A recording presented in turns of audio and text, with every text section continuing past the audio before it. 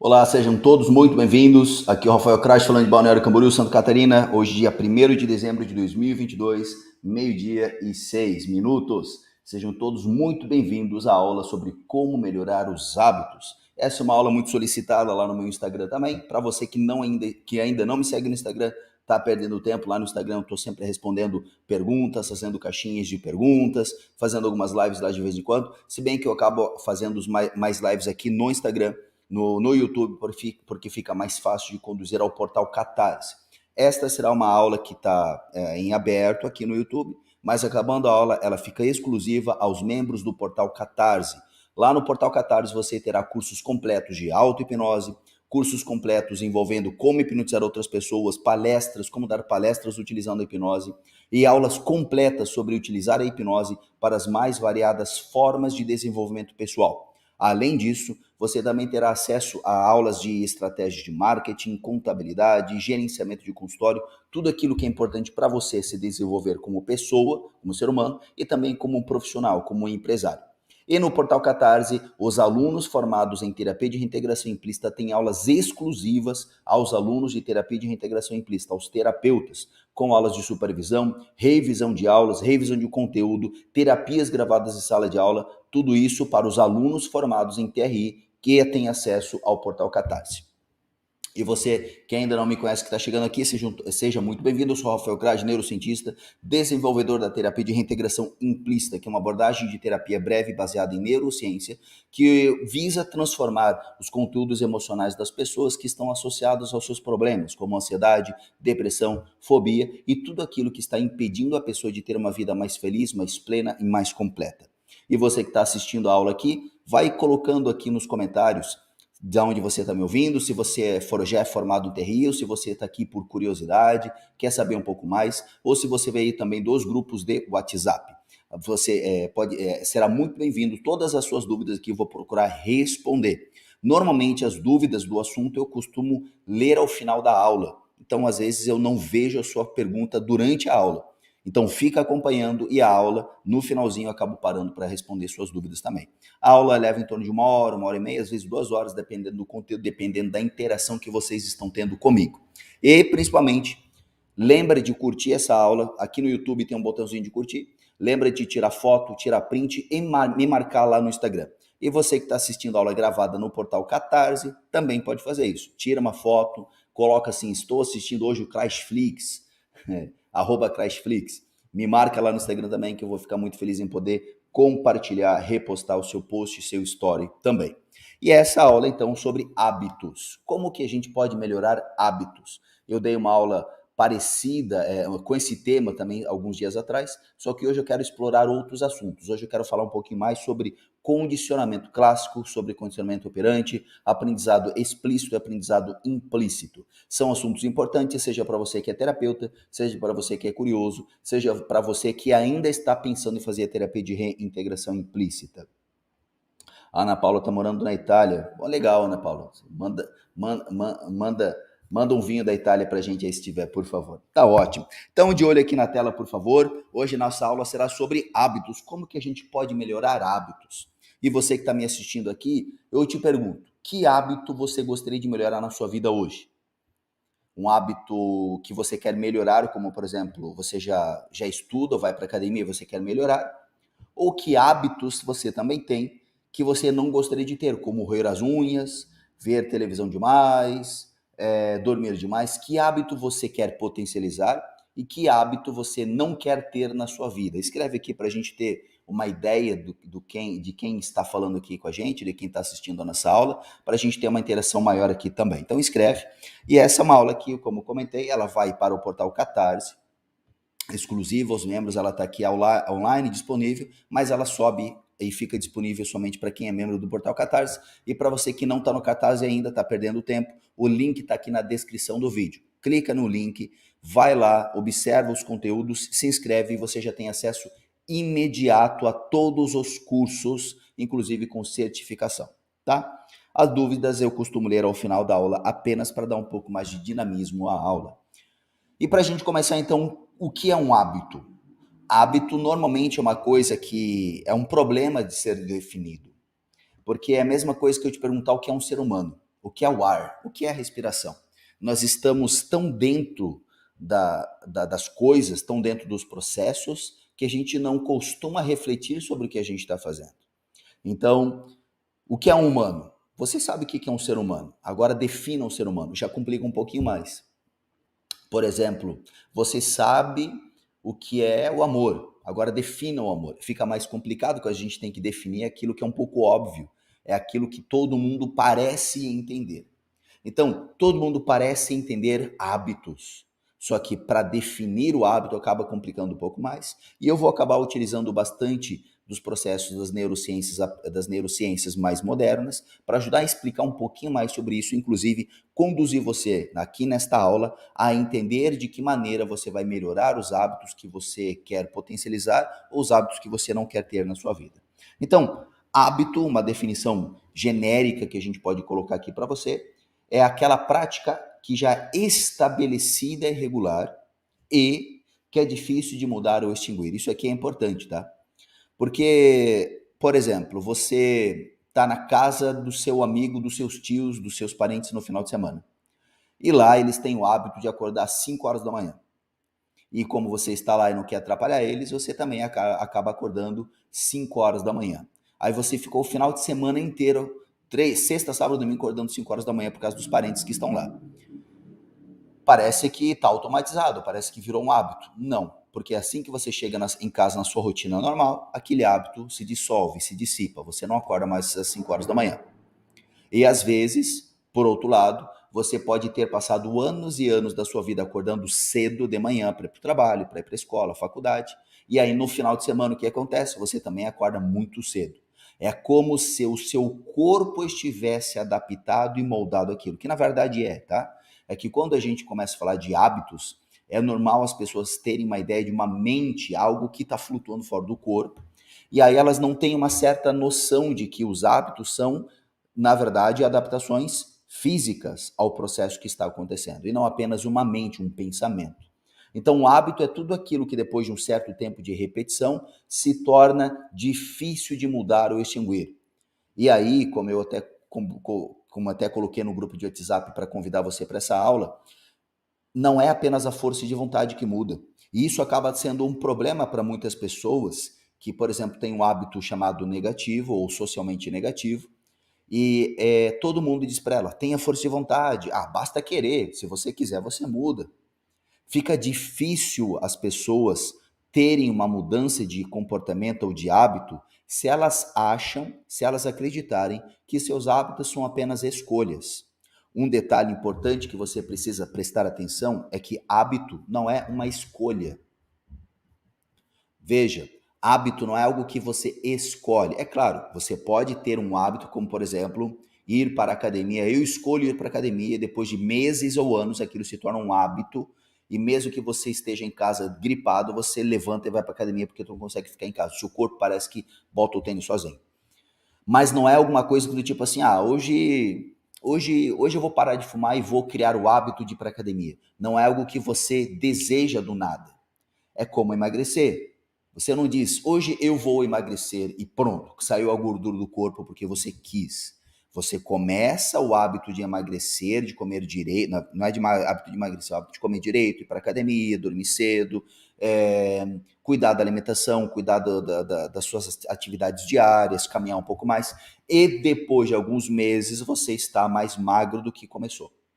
Começou com um desejo, mas você não emagreceu porque quis. Emagreceu por um processo que você construiu ao longo de um certo período de tempo. Então, o hábito não é alguma coisa que você faz porque quer.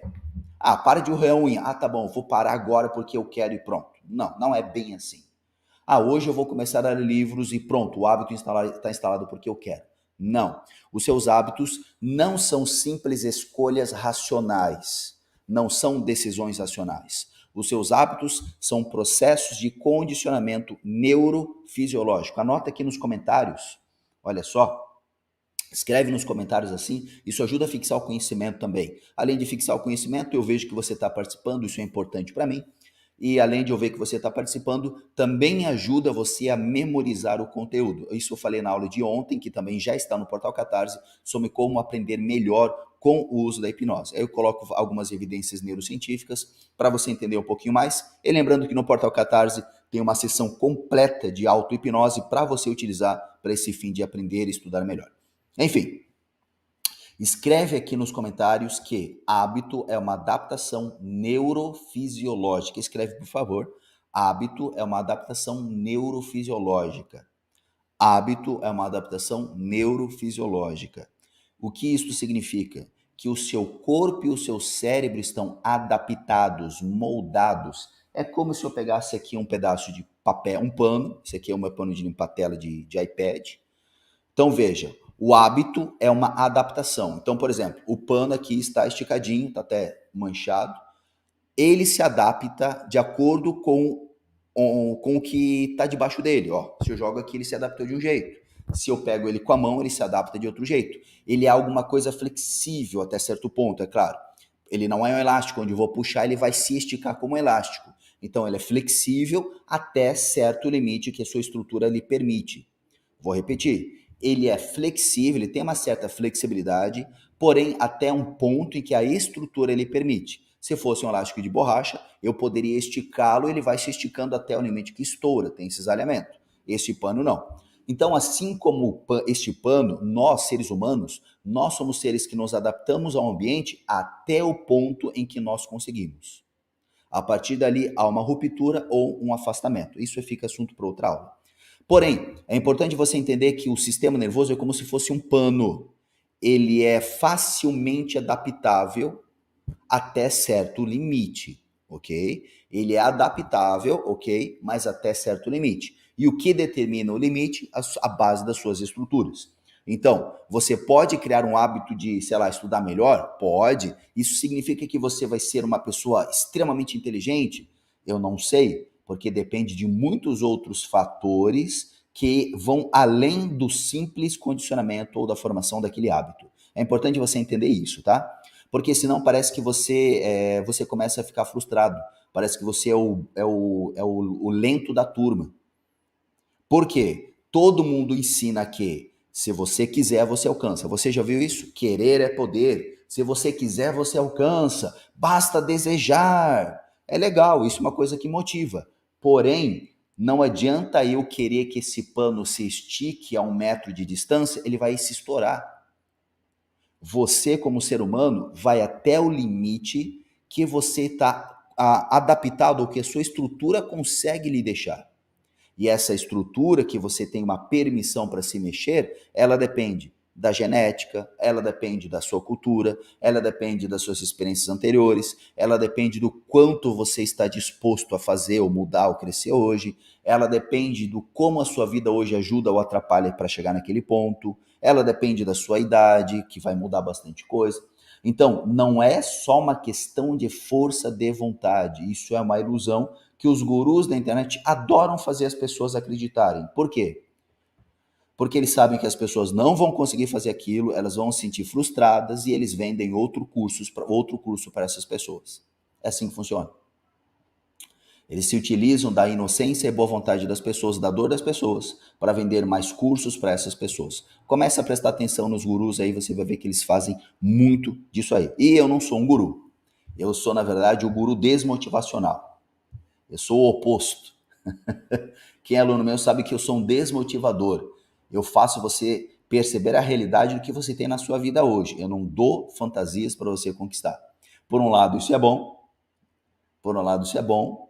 Por outro lado, isso também é ruim, porque faz você ver que nem sempre você vai ter aquilo que os gurus da internet dizem que você vai ter só porque você é bonzinho e comprou o curso deles. Mas enfim, hábito é uma adaptação neurofisiológica, ou seja, fisicamente você está adaptado àquilo. Não é simplesmente uma mente aleatória flutuando sobre o seu corpo que você muda porque você quer e você lê palavras positivas. Isso também é outra coisa legal. Não é porque você fica lendo palavras positivas. Dias atrás eu vi um cara dando um curso onde ele ensinava você ter gerenciamento, ele prometia que você ia ter melhor gerenciamento do tempo escrevendo frases no seu diário. Então, você pegava um diário, pegava uma frase, como, por exemplo, uma frase simples, é, eu adoro gerenciar agenda, eu uso minha agenda, por exemplo, eu uso minha agenda. Aí ele ensinava que se você repetisse 30 vezes aquela frase, eu uso minha agenda, eu uso minha agenda, eu uso minha agenda, o seu cérebro ia entender e se adaptar. Não. Isso é uma coisa muito doida, é uma coisa muito ridícula, na verdade. É uma coisa meio que sem sentido, na verdade, falar um treco desse. Porém, aí o que acontece? Eu via lá os alunos do cara mandando foto de eu adoro minha agenda, eu adoro minha agenda, eu uso minha agenda. E os caras faziam isso. E isso é uma coisa inútil, porque o seu cérebro não vai se adaptar por causa de uma frase. Agora, Rafael, por que os caras, esses aluninhos do cara melhoraram? Não é por causa da frase, isso é efeito placebo. Melhorou porque eles tinham uma dor, eles tinham um propósito, eles começaram a fazer aquilo, foram fazendo aquilo, e tudo isso fez eles mudarem. Não foi a bendita da frase. É a mesma coisa que a vovó diz assim, ó, você tá gripado? Toma a massa ao alho, bota no leite quente com mel e toma, você vai melhorar. Não, gripe é um vírus. Não vai sair por causa do chá de leite com alho e mel. O chá com leite e mel é quentinho, ajuda na garganta, faz você, sei lá, transpirar porque você está tomando um negócio quente, mas isso não vai tirar o vírus do seu corpo. Só que o que acontece? Uma semana depois, melhora. E aí o que a nossa avó dizia? Que foi por causa do chá dela. Não foi porque passou uma semana, foi por causa do chá dela. Essa ilusão acontece demais. E eu falo isso para os meus alunos em TRI também. O que faz a pessoa melhorar depois da terapia não é a terapia. Quem é meu aluno sabe disso que eu estou falando. Eu tenho que ser honesto com os meus alunos. Eu tenho que ter um pensamento cético e científico. O que faz a pessoa melhorar após a terapia de reintegração implícita não é a terapia. A terapia ajuda a pessoa a perceber os buracos onde ela está se metendo, ajuda ela a refletir sobre o que ela está fazendo, ajuda ela a perceber que há coisas que ela não vai mudar ou que ela pode mudar e que ela está, às vezes, se colocando como vítima, por exemplo. E isso vai ajudar a pessoa no dia seguinte a dar o primeiro passo para melhorar. Ou seja, a mudança vem no dia seguinte em casa. Não é que é no dia seguinte, tá? Não vai levar ao pé da letra. Aí o CRAS disse que leva 24 horas para mudar. Não é isso. É no sentido de que a pessoa vai para casa e quando ela acorda, que ela diz, não, hoje eu vou fazer diferente porque eu percebi onde eu estou errando aqui. Isso é o que faz a terapia funcionar. E o que eu mais vejo é guru da internet ensinando errado, como se a terapia fosse uma coisa que vai colocar numa mente invisível e isso vai mudar, vai reprogramar a mente. Isso é ridículo, é vergonhoso quando eu vejo alguém falando um treco desse, porque não é assim. O que faz a pessoa mudar é ela perceber o que ela está errando e o que ela tem que fazer de diferente. O papel do terapeuta é ajudá-la nisso, e não simplesmente mudar algo pela força de vontade. É claro que isso fica por outro dia, outra aula eu comento mais sobre isso, alguns princípios das neurociências associados a isso e tudo mais, para que os meus alunos se tornem responsáveis quando eles falam da TRI com as pessoas, com os clientes e com os seus leads na internet, com os seus seguidores no Instagram, por exemplo, para não ficar repetindo erros seculares que muitos terapeutas acabam aí colocando na cabeça das pessoas, como se o terapeuta fosse um João de Deus milagroso. Não. A terapia serve para o processo de reeducar. A mudança vem na aplicação em casa, no desenvolvimento de novos hábitos. Isso é o que faz a terapia funcionar. E a TRI, ela é muito eficaz nisso, porque eu ajudo o meu aluno, eu ajudo o meu aluno para ser terapeuta, eu ajudo o meu aluno a se focar exatamente no que precisa ser modificado entre os diálogos do cliente. E aí tem uma resolução, uma eficácia muito alta. É por isso que a TRI, a galera adora, a gente chama de a revolução, porque com a TRI você consegue ser muito eficaz naquilo que você está tratando. E por isso a gente tem tantos resultados tão positivos também. É claro que, como toda abordagem terapêutica, ela também tem suas limitações. Por exemplo, a gente não vai mudar uma doença. A doença pode mudar depois da terapia? Pode. Como? A pessoa ela sai daquele processo de vitimismo dela, ela acorda para a vida, começa a comer melhor, dorme melhor, se veste melhor, a autoestima melhora, começa a namorar mais. Isso tudo faz o corpo gerar novos hormônios que vão ajudar no seu desenvolvimento da saúde como um todo. E isso faz ela se melhorar de uma doença, por exemplo. Mas não foi a terapia que tirou a doença da pessoa. Tudo bem até aqui? Então, quando nós falamos aqui de hábitos, nós estamos falando de um processo, de uma adaptação neurofisiológica. É o seu corpo que está adaptado a isso. E esta adaptação neurofisiológica, ela começa a aparecer através da introjeção de aprendizados. Ontem eu falei bastante sobre isso na aula de como aprender melhor, que está aqui no Portal Catarse também. E é importante você entender, que quem está no Portal Catarse, que todas as aulas elas vão se complementando. Então você precisa estar sim observando e participando das aulas que estão no Portal Catarse. Aqui eu coloco dois nomes estranhos que eu também importo da psicanálise. Aqui um detalhe importante. Eu importo da psicanálise alguns termos, porém não significa que eu sou um psicanalista, tá? Eu importo da psicanálise porque eu acredito, eu penso que a psicanálise, o Freud foi um grande marco no desenvolvimento do desenvolvimento da sociedade para ser melhor. Um grande marco no desenvolvimento das abordagens de psicoterapia. E como tal, eu respeito a posição dele como um cara que foi à frente do seu tempo, estava à frente daquele momento da humanidade. O cara desenvolveu muitas coisas muito interessantes. Errou em alguns momentos também, é claro, porque ele estava, foi, entre aspas, o primeiro, então é normal. Só que isso não significa que eu utilizar os termos, alguns dos termos que ele mesmo criou, significa que eu concorde com a psicanálise ou que eu trabalho com a psicanálise, tá? Só um detalhe importante. Mas eu gosto de explicar que eu atraio para mim dois nomes, vários outros nomes, na verdade, mas nesse slide aqui eu estou falando de dois nomes que são os significantes e a introjeção. Eu quero que você preste atenção nos detalhes que eu vou estar passando aqui para você, porque isso vai ajudar você a entender a ideia do hábito. Quando eu estou falando aqui de significantes, eu estou aqui circulando de vermelho, o significante é aquilo que vai dar um significado. Significante é aquilo que dá um significado. Ó, ele dá um significado. Ele dá um significado. Ficou meio feia a minha letra, mas você consegue entender.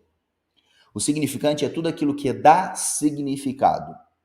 E aqui é uma coisa importante para você entender também. Quando eu digo que o significante dá o significado, este significado não necessariamente, ou este processo de criar uma significação, não é um processo lógico. Aqui eu dou exemplo a imagem aqui do papai, da mamãe e da casinha, que você consegue ver aqui na imagem. A propósito, já curtiu esse vídeo aqui no YouTube? Curte esse vídeo no YouTube, manda esse link, o link desse vídeo para os teus colegas, faz um post, faz um vídeo, faz um story, tira uma foto de você assistindo na televisão, me marca lá no Instagram, isso vai ajudar bastante a divulgar o meu trabalho, por favor. Eu adoro quando você me ajuda a compartilhar meu trabalho, porque eu acredito muito nesse meu trabalho, eu acredito muito que a gente pode melhorar a vida das pessoas, e eu acredito que você pode me ajudar nisso também. Então, compartilha esse link, essa aula com as pessoas, traz elas para cá. As pessoas precisam entender como a mente delas funciona.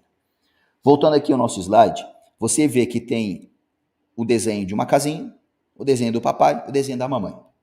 Eles são significantes. Eles vão dar significado às coisas. Só que preste atenção. Quando eu digo que eles vão dar significado às coisas,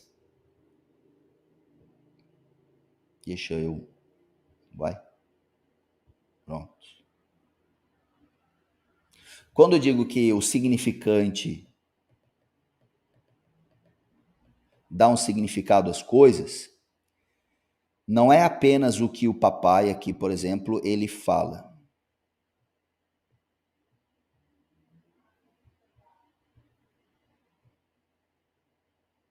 Não é só o que o papai está falando aqui. Não é só a exclamação do papai. É tudo aquilo que tem associação com o papai. No caso, o papai aqui do nosso exemplo, o papai aqui, ele gosta de jogar futebol, ele gosta de rock, o papai aqui, ele gosta de ir na praia, o papai aqui, ele gosta de livro. A partir deste momento, ou a partir desta associação entre papai, rock, praia, livro, bola, o menino passa a perceber, o menino nesse caso aqui, tá? O menino passa a perceber todas essas coisas do papai, ó, todas essas coisas do papai são exemplos ou expansões do próprio papai. Mais tarde, quando o menino for adulto, não é que precisa ser adulto para isso, tá? Não é que precisa ser adulto. Isso pode ser em qualquer momento da infância, da adolescência, da fase adulta ou da melhor idade. O cara vai ter 100 anos de idade, ele vai olhar para essas coisas e quando ele olha para essas coisas, ele na verdade está olhando para elas como ele aprendeu a ver o papai. Ó, não é que ele vê essas coisas como o papai falava. Ele vê estas coisas como era a relação dele com o papai. Digamos que o papai falava muito bem de futebol. Vou dar um exemplo drástico aqui. Ó. Papai falava muito bem de futebol. Quero pegar uma cor vermelha bonita aqui. Só um pouquinho.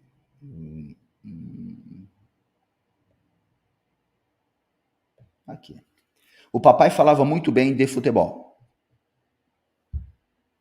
Ele adorava, o papai adorava futebol, adorava a Copa do Mundo. Só que o papai fumava e batia. O papai era agressivo. Mais tarde, quando esse menino for falar de futebol, esse menino pode, por exemplo, aqui eu estou falando de um processo genérico, tá? Não saia por aí achando que pessoas que não gostam de futebol porque o papai bateu. Não existe pré-determinação. A TRI não ensina pré-determinação. O que é pré-determinação? Por exemplo, a menina tem candidíase é porque ela tem insegurança no relacionamento. Isso é pré-determinação. E isso para a TRI é ridículo. Não existe tal coisa. Porque o que está por trás do ser humano é um conjunto de aprendizados e adaptações. Não é eu decorar um monte de fórmula para saber os problemas das pessoas. Tem um monte de terapia que fica ensinando isso? Sim, mas não são baseadas nas neurociências, são baseadas em achismo da cabeça das pessoas. Enfim, eu só estou dando um exemplo aqui genérico deste caso. Não saia replicando para todo mundo, tá? Neste caso, o papai adora futebol, mas o papai fuma, bate na mamãe e é um alcoólatra. Neste caso, quando este menino falar de futebol, por exemplo, ele vai ter nojo do futebol. E ele vai criar uma justificativa para explicar por que não gosta de futebol. Ele vai dizer, eu não gosto de futebol porque, sei lá, um monte de homem correndo atrás da bola. Eu não quero ver um monte de homem correndo atrás da bola. Ele cria uma justificativa para não mexer na dor, porque de fato o futebol foi marcado pelas experiências que o menino teve com o papai. Outro desenho que eu posso fazer assim, ó, o papai, que é o amarelinho, papai, marca o menino, o filho. Ele marca filho. Ele dá um conjunto de significados. A partir daí, tudo que tem relação com o papai, aqui ó, todas essas bolinhas verdes que tem representação que tem associação com o papai, todas essas bolinhas se tornam representantes do papai. Então, a maneira como o papai e o filho se comunicavam ou existiam, coexistiam, é a maneira como ele vai transferir ou projetar o papai nestas representações que eram do próprio papai. Conseguiram pegar até aqui? Conseguiram acompanhar? Você que está aqui no Portal Catarse assistindo a aula, você pode escrever aqui nos comentários que a gente acaba lendo os comentários também, tá? Conseguiram entender aqui? Pode até tirar um print, tirar uma foto aqui, ó, para você compartilhar no seu Instagram também depois. E isso aqui vai ajudar você a entender que nem sempre aquilo que eu gosto ou não gosto é por causa daquilo. Porque a coisa... Aqui, vamos imaginar um quadrado. Uma caixa. A maneira como eu me relaciono com essa caixa, na verdade, é a maneira como eu aprendi a ver os outros. Essa caixa ela se torna uma representação das minhas relações com os outros.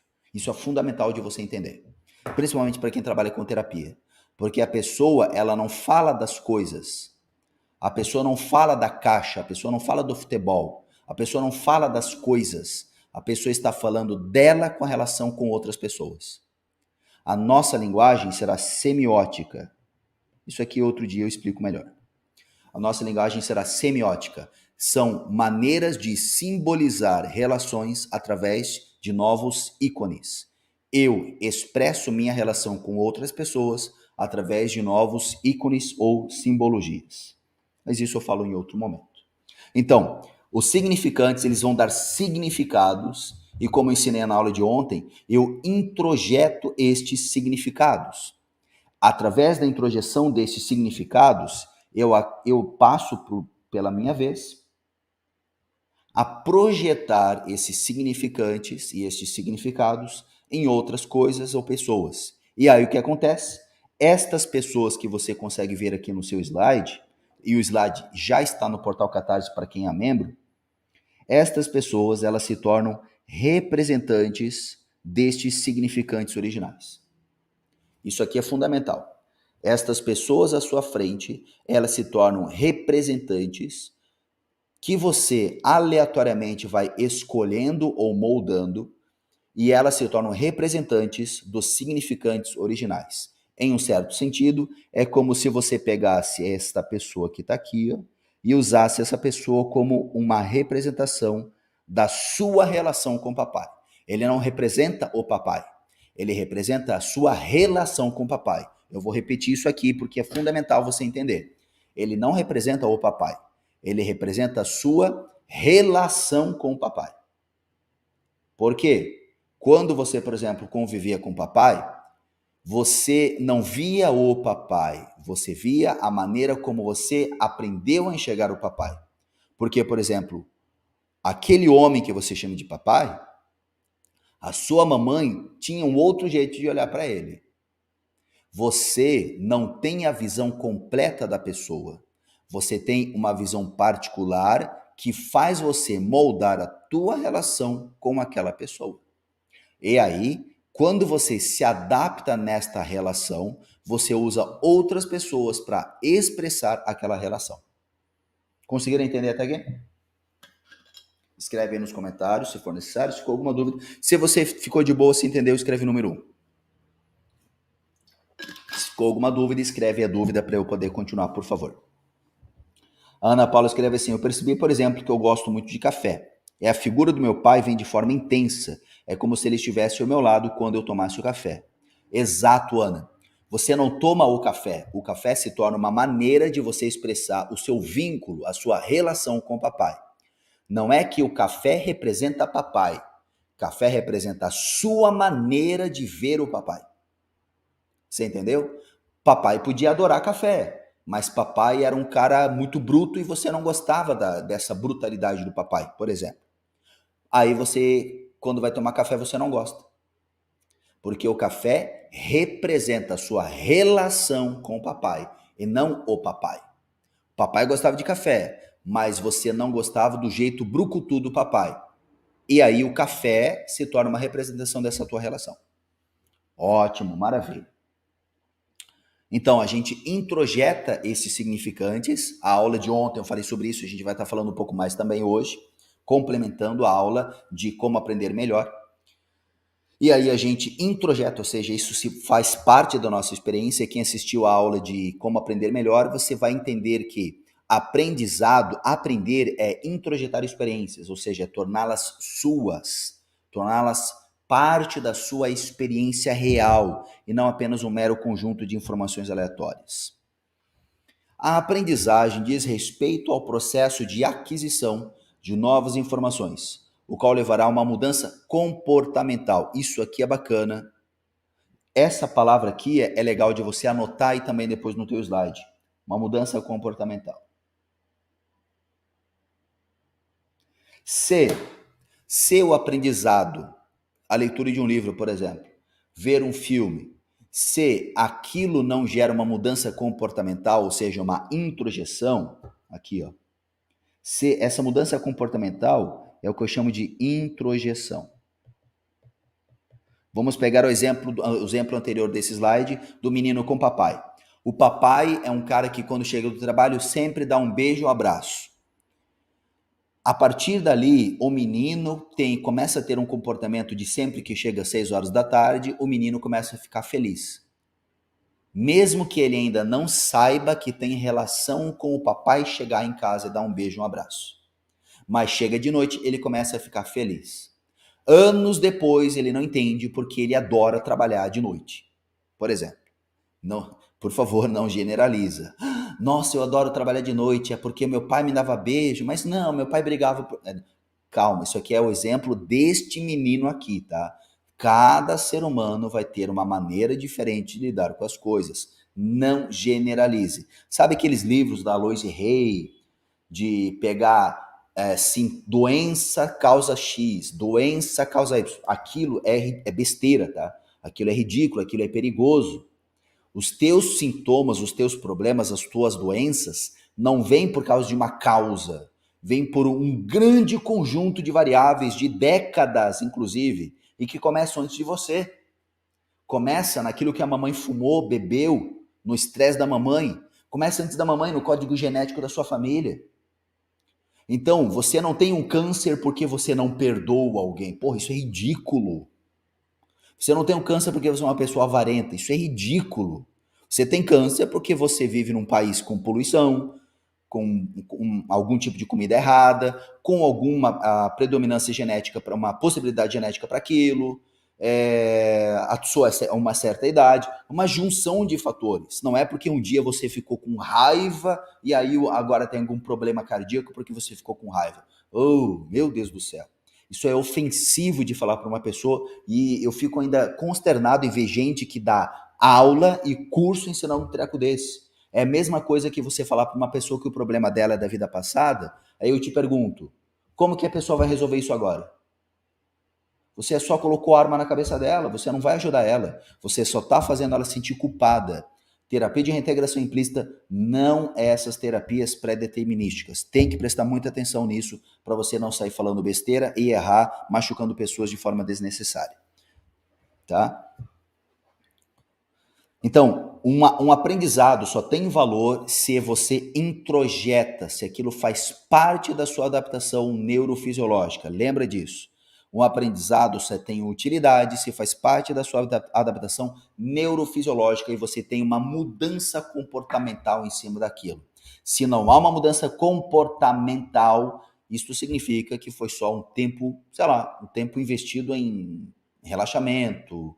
Você vai num show de piada, que não serve para muita coisa na sua vida, no seu trabalho, mas teve o propósito de fazer você dar umas boas gargalhadas e relaxou do estresse da semana, por exemplo. Tá tudo bem. Ficar vendo um filminho no final de semana para dar uma relaxada e parar de pensar no trabalho. Tá tudo bem. Mas não há um aprendizado que vai mudar alguma questão comportamental na sua vida. Aí, neste caso, a gente não diz que houve um aprendizado.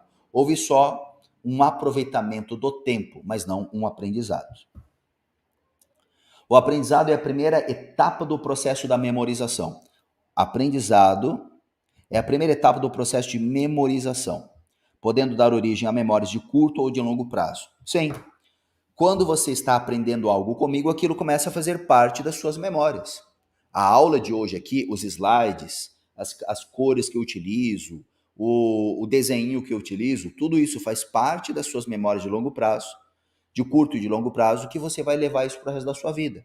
Estas memórias de curto e longo prazo serão novamente adaptações neurofisiológicas que, mesmo que você não perceba certos elementos hoje, em junção com outras coisas que você aprende aqui no portal Catarse, você vai melhorar aspectos da sua vida que só vai perceber daqui a pouco, ou daqui a um ano, daqui a um ano ou dois, porque isso vai ser um processo cumulativo. Isso eu falei na aula de ontem, que o aprendizado ele é um processo cumulativo, não é um produto que acontece porque você memoriza uma informação. O aprendizado é uma adaptação que leva um processo, e inclusive os seus momentos de relaxamento devem ser vistos como necessários ao seu aprendizado também. E este aprendizado, existem duas grandes classes que eu gosto de ajudar a entender, que é o aprendizado não associativo e o aprendizado associativo. Ele também tem relação com o condicionamento, que a gente vai estar falando um pouquinho aqui. Este aprendizado não associativo ou associativo, a gente também poderia estar associando ou ligando com o aprendizado implícito ou aprendizado explícito, aprendizado implícito ou não declarado, ou o aprendizado explícito ou declarado. Esse aprendizado não associativo, ele, até eu coloco o desenho aqui da corrente, não tem um link, não tem uma ligação direta entre as informações. Ele pode acontecer, por exemplo, pela habituação. Aqui eu estou com o meu ar ligado.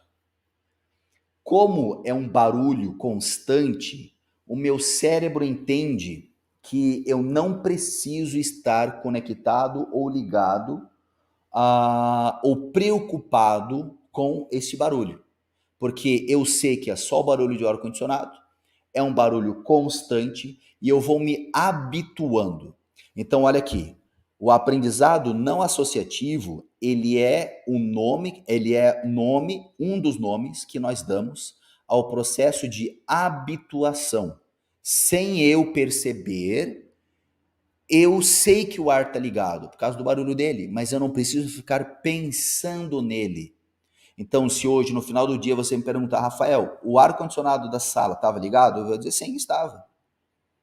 Mas você estava percebendo o barulho do ar-condicionado? Não. Por que não? Porque é um ruído constante, eu sei que não é perigoso, eu estou focado em outra coisa. Então, aquele ruído de fundo, ele não se torna um problema que eu preciso estar percebendo, mas ele está ali. Só que uma parte do meu cérebro sabe que está ali e eu não preciso me preocupar, mas eu sei que está ali. Então, esse aprendizado por habituação é, por exemplo, uma maneira de a gente ter o nosso condicionamento social ou cultural. É a maneira como o ambiente vai nos ajudar a ser alguém sem a gente querer. E isso aqui eu falo muito. As pessoas têm a ideia errada de que elas são fortes, inteligentes e, portanto, o jornal do Jornal Nacional não afeta ela. Os problemas dos amigos não afetam ela. O jornal que só fala desgraça não afeta, porque ela sabe que tudo aquilo é uma ilusão. Olha aqui, isso é besteira. O seu cérebro, sem você querer ou perceber, vai se adaptar ao ambiente. Mesmo que você não tenha consciência ou não queira a desgraça do jornal, o simples fato de você estar ali, o seu cérebro vai se adaptando. Aí aquela desgraça, por exemplo, a desgraça do jornal, a desgraça dos seus amigos, a desgraça de todo mundo, mesmo que você não queira e sabe que aquilo é besteira porque você estudou, sem perceber, mais cedo ou mais tarde, você estará pensando igual aquelas pessoas. Este é o tipo de aprendizado não associado, onde você se habitua ao ambiente. É como uma água que vai devagarzinho se adaptando ao buraco onde ela é jogada. Ela simplesmente vai se encaixando naqueles moldes. Você vai ser moldado pelas pessoas à sua volta. Não importa o quanto você reclame, não importa o quanto você faça oração. O ambiente à sua volta vai moldar você. Não quer, não concorda, não briga, saia do ambiente. Ah, mas se eu fizer uma auto-hipnose, isso é balela, não existe. Saia. Hipnose não é um poder fora do corpo, hipnose é o seu cérebro, só isso. Seu ambiente à sua volta está dizendo que tudo é uma desgraça que vai dar errado, aí, parabéns, o seu cérebro vai passar a pensar do mesmo jeito, mais cedo ou mais tarde. E a outra maneira de aprendizado não associado é através da sensibilização. É como se depois de um tempo, aqui no exemplo, aqui no slide eu coloco um exemplo bem intenso, a pessoa levando um soco na cara, levando uma porrada na bochecha. Através da sensibilização, eu vou me tornando mais sensível àquilo. Então, aqui no exemplo, o menino aqui está levando um soco. Basta mais tarde alguém falar de soco, ele já tem uma ligação associada direto àquilo. Ele passa a generalizar e superrelativizar, ele vai amplificar o foco dele sobre aquilo. Pense nisso. Ele vai amplificar o foco dele sobre aquilo. Então, alguém na rua gritou, ele já se assusta. Alguém na rua falou a palavra bater, ele já se assusta. E aí ele começa a ficar extremamente sensível àquilo. A gente até brinca hoje com a galera mais nova, que é a galera sensível. Por que é uma galera cada vez mais sensível, mesmo que não sofreu tanto quanto os pais que tinham que caminhar tanto para ir para a escola? Porque a sensibilidade dessas pessoas, ou melhor, é porque a vida está tão confortável que qualquer mínima coisa deixa eles sensíveis. Entendeu essa ideia? Diferente dos pais que tinham que acordar às 5 horas da manhã para ir para a escola, caminhar, mexia com bullying, dava umas porradas, vinha para casa todo com o nariz sangrando e no dia seguinte voltava para a escola de boa. Hoje, a nossa galera, as crianças e adolescentes, o jovem adulto de hoje, o jovem místico de hoje, o jovem místico de hoje, o jovem Enzo de 20, 30 anos em casa, não aprendeu a lidar com as porradas da vida. Então, o nível dele, o limiar dele de capacidade de lidar com a dor, o limiar dele é muito mais frágil. Então, qualquer coisa tira ele do sério. Aquele homem de 50 anos, aquela mulher de 50 anos, que não dá nem a mínima para curtida do Instagram, porque aprendeu a viver com coisa muito mais dolorosa no passado. Hoje, o jovem místico de 20 anos, se não ganha uma curtida no Instagram, ele já quer pular do prédio, porque ninguém ama ele. A capacidade dele lidar com problemas é muito inferior aos pais. Porque a vida tá boa demais, ainda bem, tá confortável demais, ainda bem. Mas isso faz com que os adultos se tornem muito sensíveis. E aí eles acabam dependendo mais de drogas, dependendo mais de igreja, eles acabam dependendo mais de coisas que atenuem a dor. Não que resolvam a dor, mas que atenuem a dor. Entendeu essa diferença? É como eu estar com o braço quebrado e tomar analgésico. O analgésico tira a dor do meu braço quebrado, mas não resolve o meu braço quebrado. E hoje as pessoas estão cada vez mais assim, mais e mais sensíveis. Não porque de fato elas sofreram muito. Não é que elas apanharam muito e hoje elas estão reativas. É exatamente o oposto. Porque sofreram muito, tiveram que sacrificar muito. Hoje, qualquer coisa é o fim da picada, é a última gota, já está extravasando, já está extrapolando, aí ela fica ainda mais sensível. Então, aqui eu estou falando de aprendizados não associativos, que podem acontecer. O que é o aprendizado não associativo? Que não tem uma ligação direta, uma causação, uma proporção direta. Ou você se habitua e para de dar ênfase a algum elemento do ambiente da sua vida, ou você começa a ficar extremamente reativo porque teve demais algo no passado. Ou reativo porque não teve algo e hoje qualquer coisa incomoda demais. Conseguiram entender essa ideia até aqui, Thaís? E o aprendizado associativo é porque ele já tem uma ligação direta com alguma coisa. Aqui, ó, por exemplo, para deixar mais claro, no aprendizado não associativo, aqui eu dou o exemplo das pancadas, não é que somente novas pancadas ou socos no rosto, estou dando exemplo drástico aqui, não é que novos tapas na cara vão incomodá-lo.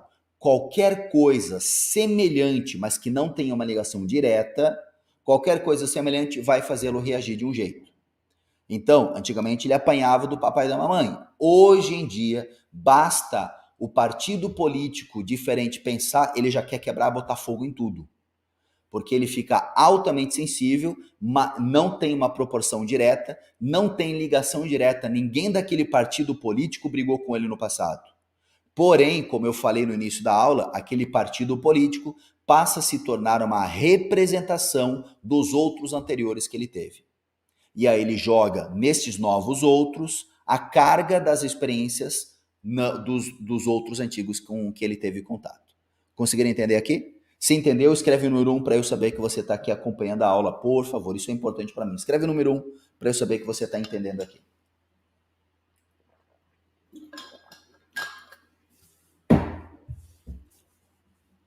O aprendizado associativo, vai escrevendo o número 1, por favor. Se ficou alguma dúvida, escreve ali.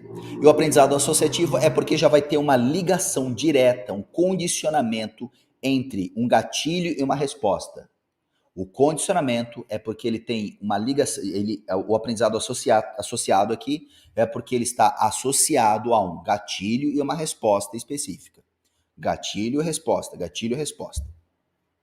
E o aprendizado não associativo não necessariamente precisa ter aquele gatilho.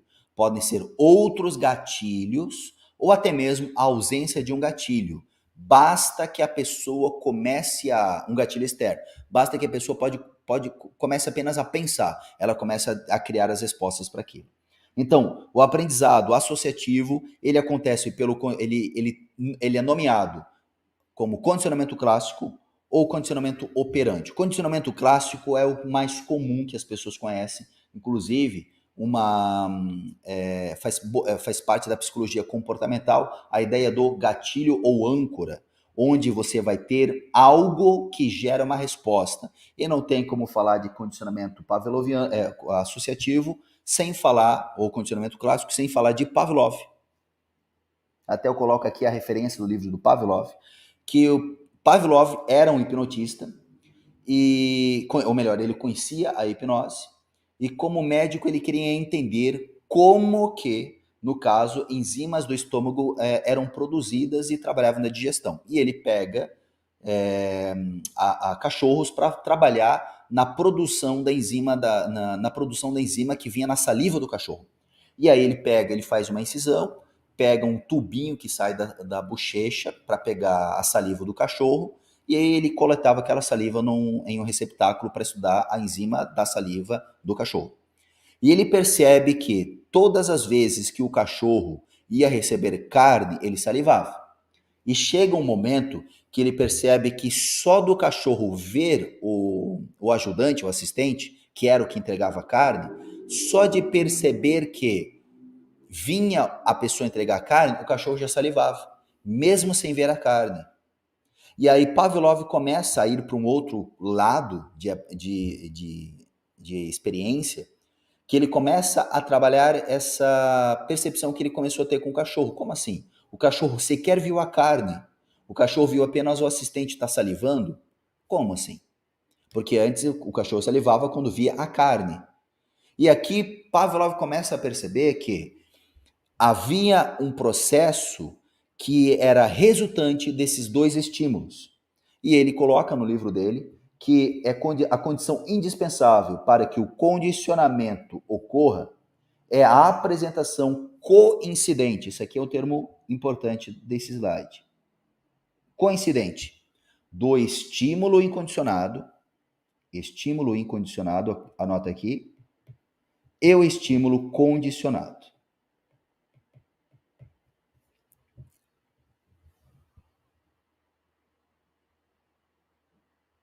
Estímulo incondicionado, deixa eu marcar aqui, e o estímulo condicionado. EI e o EC, para você entender melhor aqui também, ok? Aqui é uma coisa interessante para você ver. Pavlov acreditava que a carne era um estímulo incondicionado. Na verdade, ou seja, que era natural do cachorro. O que é o estímulo incondicionado?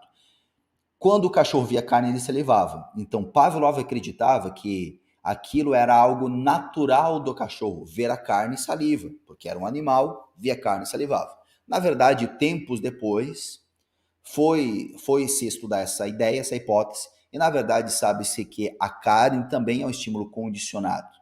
Não é necessariamente porque é um cachorro que ele vai gostar de comer aquele tipo de carne. Mas isso aqui é só um detalhe. Para Pavlov, ele acreditava que a salivação era um estímulo incondicionado, era natural do cachorro salivar ao ver a carne. Por isso que é o estímulo incondicionado. Ele via a carne e salivava. Simples. E ele percebeu que, por exemplo, se na hora de entregar a carne ele tocava uma sineta, uma campainha, na hora de entregar a carne, ele percebia que ele gerava um estímulo condicionado, ou seja, a salivação estava condicionada à campainha. E aí Pavlov começa a perceber que o simples fato de bater a campainha, mesmo sem entregar a carne, fazia o cachorro salivar. Aqui entra em ação ou se desenvolve, se descobre, não seria o termo adequado, mas se desenvolve um dos principais tópicos da psicologia ocidental moderna. A ideia de que os condicionamentos que a vida nos dão vão mudar os nossos comportamentos. E bastaria não dar o gatilho, no caso aqui a campainha do cachorro, bastaria não bater a campainha e aquele estímulo condicionado à salivação sumiria. Muito tempo depois, o próprio Pavlov percebeu que, mesmo sem tocar a campainha por muito tempo, quando se batia a campainha, o cachorro voltaria a salivar. Então, não é simplesmente se livrar dos gatilhos. Esse é um problema que eu vejo muito terapeuta até hoje batendo nessa ideia. Basta eu não dar o gatilho, basta a pessoa se afastar do gatilho que ela vai melhorar. Não. Ela talvez tenha a ideia de que melhorou ao sair do gatilho, ao sair de perto do gatilho. Mas o estímulo condicionado continua. E esse estímulo condicionado, diferente de um cachorro, o ser humano, ele vai procurar outras estratégias de ativar aquele estímulo condicionado. Por quê? Diferente no cachorro, o ser humano, ele tem aprendizados sociais que não são associativos também. E esse é o grande problema. Você lidar com o ser humano da mesma maneira que alguns aprenderam a lidar com cachorros, com camundongos, não é exatamente a mesma coisa. Mesmo que sejam mamíferos, tenham córtex, tenha hipotálamo, tenha tudo bonitinho, mas o ser humano, o animal humano é diferente, porque ele tem valências para suas conexões sociais. Então, mesmo que uma criança, por exemplo, vamos imaginar assim, uma criança que foi condicionada a todas as vezes que alguém briga com ela, essa criança aprende a bater. Alguém briga com a criança vai lá e dá um soco, revida. Ela, por exemplo, tem um monte de irmão mais velho que fica sacaneando com ela, e aí chega um momento que ela percebe que se alguém cutuca nela, ela tem que dar um soco. Não necessariamente este adulto será uma pessoa que vai dar porrada nas outras pessoas. Ela vai desenvolver outras estratégias de reagir a estímulos que não precisam ser porradas. Ela vai criar outras estratégias para reagir a outros estímulos, como, por exemplo, alguém no Instagram dizer que não gostou do post. Ela vai reagir a outro de maneira diferente, não necessariamente dando porrada. Ela talvez reaja bloqueando, curtindo, xingando ou indo para o bar beber cachaça, porque não pode brigar com aquela pessoa que é o chefe que está falando alguma coisa. Ela vai reagir de maneiras diferentes do que um simples animal comum. E esse é um ponto que eu vejo muito terapeuta ainda não entendendo. Que o ser humano, mesmo sendo um mamífero, mesmo sendo um animal, ainda assim, o funcionamento do sistema nervoso humano não é a mesma coisa que um simples animal. Isso não significa que o condicionamento deixa de existir. Não significa nada disso. Só significa que o ser humano é um pouco mais complexo. Não é simplesmente descondicionar tirando gatilhos da pessoa ou ressignificar memórias do passado, porque daí a memória não se torna mais o gatilho. Não. A pessoa não tem problemas hoje por causa de uma memória que foi condicionada. A pessoa tem problemas hoje porque desde aquele momento de a coisa ruim, ela criou uma vida inteira para se proteger da dor.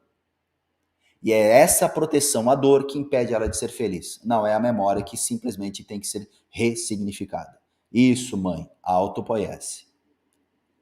Mas voltando aqui, e aí também existe o condicionamento, o aprendizado associativo, que é o condicionamento operante, que ele é diferente do condicionamento clássico de Pavlov. O condicionamento operante não tem como falar sem falar de Skinner, que é o grande pai dessa teoria, dessa teoria do condicionamento operante, que molda também a psicologia moderna atual.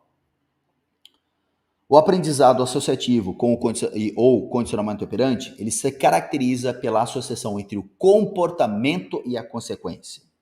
diferente do Pavlov, do condicionamento pavloviano ou condicionamento clássico, que era a relação ou associação entre dois estímulos. Aqui será entre um comportamento e uma consequência. E existiriam dois tipos de reforço neste trabalho ou nessa definição de condicionamento operante. O reforço positivo, que consiste na apresentação ou acréscimo, deixa eu colocar aqui, ó, acréscimo de estímulo, como, por exemplo, água e comida, e reforço negativo, consiste na retirada dos estímulos, quando, por exemplo, a pessoa tem um choque. Neste caso, aqui para ajudar você a entender, deixa eu colocar aqui, ótimo, deixa eu manter aqui ainda. Para você entender aqui, ó, deixa eu dar um exemplo aqui para você entender. No condicionamento pavloviano, ou condicionamento clássico, o cachorro ele salivava se tivesse a sineta. Se não tem sineta, não saliva. É um estímulo, ok? É uma resposta estimulada por um gatilho. Quando a gente está falando de o condicionamento operante, nós estamos falando de comportamentos, não apenas de uma resposta específica a um estímulo. Aqui a gente está falando de um comportamento. Por exemplo, elogiar uma pessoa porque ela entregou o relatório no dia certo. Quando você faz um elogio, isso faz com que ela reforce todos os comportamentos de acordar cedo, entregar as coisas no horário certo, não dormir no horário de trabalho, estudar à noite quando chegar em casa. Quando você faz um elogio, você reforça vários comportamentos, e não apenas a resposta de um estímulo específico. O condicionamento operante será, então, um conjunto de comportamentos que virão através de como uma consequência a uma resposta, ao dinheiro, por exemplo. Você diz, olha, se você entregar o relatório, se você bater a meta, você vai ganhar tantos R$1.000 a mais nesse mês. Isso gera uma gama de comportamentos associados àquele estímulo. Só que, com o ser humano, novamente, as coisas são um pouquinho diferentes. Porque, olha só, a ideia desse comportamento ou desse condicionamento operante, ela foi se desenvolvendo através da aplicação em animais. Skinner, por exemplo, colocava gatos em uma gaiola, a gaiola tinha um pedaço de carne, o gato ia na gaiola comer aquele pedaço de carne. Só que depois de um tempo, esse gato levava um choque no fundo dessa gaiola, e o gato ele passa a criar uma neurose, ele passa a criar uma fobia de gaiola, por assim dizer. Skinner percebia que só de apresentar a gaiola, o gato já entrava em choque, o gato tinha crise de ansiedade, passava mal, congelava, arranhava, só de apresentar a gaiola. Então o Skinner, ele desenvolvia processos que ajudavam aquele gatinho a voltar para aquela gaiola, gerando processos comportamentais, chegando perto de novas gaiolas diferentes, botando a carne perto da gaiola, botando a carne em outras gaiolas, até que o gatinho, depois de um tempo, conseguia voltar para aquela gaiola original. Então aqui, aquele gato, ele aprendeu que ele aprendeu, entre aspas, né? Ele aprendeu que gaiolas eram nocivas. Qualquer gaiola gerava um conjunto de respostas comportamentais de eu não quero esta gaiola, eu não quero carne nessa gaiola, eu quero fugir de gaiola, e qualquer um que está mexendo na gaiola também é ruim. Isso é o condicionamento operante. Ele vai fazer com que você tenha respostas comportamentais associadas a um estímulo, associada a uma consequência específica. Conseguiram entender até aqui? Sim ou não? E aqui você tem a referência do Skinner Ciência e Comportamento. Se ficou claro, escreve número 1. Se ficou alguma dúvida, escreve a sua dúvida aqui, por gentileza. E o aprendizado associado aqui, associativo, só recapitulando, ele é o condicionamento clássico e operante, diferente do aprendizado não associativo, que é por habituação ou sensibilização. É isso, escreve para mim aí se tá tudo certo, número 1 para sim, 2, se tiver alguma dúvida, escreve sua dúvida também, ou se precisar de alguma outra orientação, escreve aí para mim, por favor. Falar sobre o aprendizado humano envolve muitas variáveis e peculiaridades como estado motivacional, estado emocional e motivação. E por que que é importante a gente perceber isso? Porque quando a gente está falando de mudança de hábitos, nós não estamos falando apenas de novos condicionamentos. De novo, um gato, um cachorro, um rato, eles podem ser condicionados a ter respostas com base nas experiências que eles tiveram ou nos benefícios ou malefícios que eles terão caso façam ou não façam aquele comportamento. Com gato pode funcionar muito bem assim. Agora, com o ser humano já é um pouco diferente. Por quê? Dinheiro, todo mundo sabe que com dinheiro dá para comprar muitas coisas. Mas por que é que as pessoas, ou por que que tem muita gente que não consegue se motivar a trabalhar mais para ter mais dinheiro? Se ela sabe que ter mais dinheiro vai trazer benefícios, por que raios ela não consegue fazer isso? Se o dinheiro é um benefício que gera ou faz com que haja um comportamento benéfico para ir atrás desse dinheiro, porque mesmo a pessoa sabendo que pode ganhar muito mais dinheiro, isso não tira ela da cadeira, do sofá, vendo televisão o dia inteiro, o final de semana inteiro. Porque o ser humano, ele vai além de simples condicionamentos. Ele começa a criar subjetividade às experiências dele. Então, por exemplo, para um cachorro, para um gato, ver um pedaço de carne vai gerar um comportamento nele, ok, associado à carne. Mas o ser humano, ele não olha a carne como a carne. Ele olha a carne como uma representação, por exemplo, da família que comia carne, do bem-estar da família, dos filhos que não têm carne, sei lá. Ele vai criar uma subjetividade para aquilo, e é esta subjetividade que determina o movimento dele. Não é a coisa em si. Para um gato, ele vê uma gaiola, ele foge. Para o ser humano, não é a gaiola em si, é a subjetividade daquela gaiola que vai determinar o movimento dele. Um gato, ele olha a carne como a carne, ele olha a gaiola como a gaiola. O ser humano, ele não olha as coisas como elas são, ele olha as coisas como ele sabe, como ele aprendeu a ver. Então, o que te inibe num hábito ou o que facilita num hábito não é a coisa em si, é como você aprendeu a ver aquilo. Vocês conseguiram entender até aqui? É por isso que muitas vezes a pessoa, ela sabe que se ela trabalhar um pouquinho mais, se ela ler um pouco mais, se ela estudar um pouco mais, ela vai ter mais dinheiro. Porque nós aprendemos aqui com os animais que o dinheiro é um estímulo. Vai lá e pega. Só que o ser humano não olha o dinheiro, ele olha o que o dinheiro representa.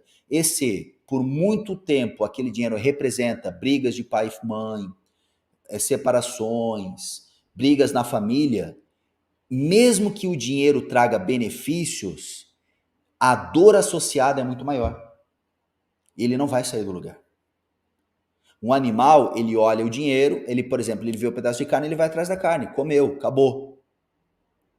Só que o ser humano já não faz tão linear assim. É por isso que acaba complicando um pouco quando a gente tem um cliente que ele quer, por exemplo, alcançar alguma coisa, ele não entende por que ele não faz aquilo se é algo tão óbvio e tão bom para ele. Por exemplo, ler livros. Ler livros é importante para a sua saúde mental e desenvolvimento pessoal e profissional.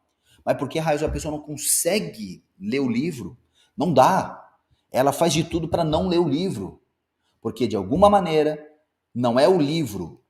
Aquilo que ele pensa estar associado com o livro ativa respostas comportamentais que afastam ele. Então ele não vai para o livro, porque aquele livro, aprender, ter dinheiro, sei lá, tem várias camadas. Isso tudo faz ele ter uma resposta negativa e ele foge daquilo ali.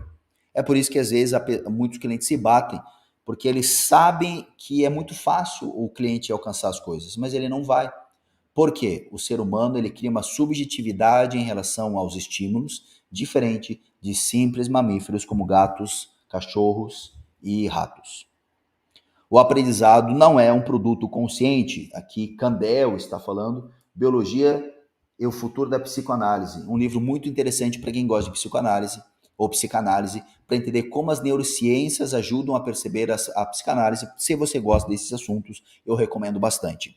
Novamente, o aprendizado não é uma coisa que você escolhe. O aprendizado, ele acontece. Isso eu falei bastante na aula de como aprender melhor. O aprendizado, ele acontece. Não é algo que você decide. Ele acontece. Ele é um conjunto de fatores que estão associados à introjeção das experiências da sua vida.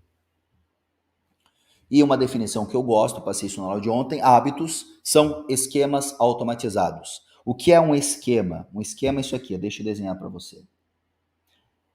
Vou desenhar aqui nesta folha. Um esqueminha. Um esqueminha é isso aqui. Ó. Vamos pensar assim. Quando você acorda de manhã, você escova o dente, você penteia o cabelo, você passa creme, você passa perfume. Só que de manhã você também está calmo, você está pensativo, você está relaxado, você está usando pijama. Observa, a junção de todos estes elementos forma um esquema. O esquema é um conjunto de elementos. E este esquema, que é o conjunto de elementos, é o que vai formar o hábito. Isso, Raquel, o significado que a pessoa acaba dando. Um esquema é um conjunto de respostas, um conjunto de estratégias. E este conjunto é o que vai formar o hábito. Observa que você não tem o controle consciente de todos estes elementos. Todos eles se juntam para formar um processo não consciente. Ou seja, ele se torna um processo implícito. Ele está guardadinho dentro de você e você não percebe o que está acontecendo. São esquemas que se tornaram automações. Nem sequer precisa mais do gatilho. Você sozinho começa a produzir aquele esquema de aprendizados. E a força de vontade não será uma habilidade que você simplesmente desenvolve da noite para o dia. A força de vontade não é uma coisa que você aprende a ter. A força de vontade não é uma coisa que você vai usar para mudar o hábito. A força de vontade, preste atenção, ela é parte do movimento, mas não é todo o movimento. Você não cria um hábito porque você tem força de vontade. Você cria um hábito porque é um conjunto de coisas por trás daquele esquema. Dentro desse conjunto, há elementos que são conflitantes, há elementos que trazem desconforto, há elementos que são perniciosos. Esses conjuntos negativos vão atrapalhar o desenvolvimento de um hábito que você chama de positivo. Exato, você acaba quebrando, cortando pela raiz. Então, é importante você entender que para mudar um hábito, não basta ter a força de vontade, é um conjunto de elementos que formam um hábito. Como, por exemplo, aprender as coisas de uma maneira correta, saber conversar, criar humor, por exemplo. Tudo isso aqui é para criar valores pessoais. O conjunto de hábitos, ou melhor, o conjunto de elementos que formam o hábito, ele é baseado em estratégias, em elementos, em aprendizados que estão baseados nos seus valores pessoais. Se o seu valor pessoal ou alguns dos valores pessoais que você tem vão contra esquemas ou coisas passadas por outras pessoas, você não desenvolve aquilo. Por exemplo, não é um valor pessoal seu e ficar suado. Mesmo que alguém diga para você, que academia é bom e você não gosta de suar, isso, mesmo aquilo que aparentemente é bom, você acaba refutando, você acaba rechaçando. É claro que isso não é gravado em pedra, isso pode ser modificado ao longo do tempo. Mas não é simplesmente você, ok, agora eu vou mudar isso, eu quero, e acabou. Não. Existem várias coisas, vários elementos que estão por trás para ajudar você a entender isso. Eu gosto, como eu já fui praticante de yoga, ajudar você a entender certos elementos utilizando a filosofia yogi. Volta. Deixa eu só marcar aqui.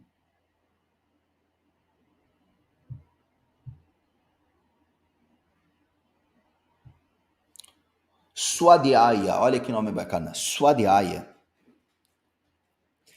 O Yoga Sutra de Patanjali, ele diz assim, ó, o segredo para você mudar é você começar a perceber quem é você. Estude-te, descubra o divino nesse Yoga Sutra aqui 2.44. Depois, quem quiser saber mais, é só procurar o Yoga Sutra de Patanjali. Procura no Google Yoga Sutra, você vai ter acesso a essa escritura de 200 anos antes de Cristo.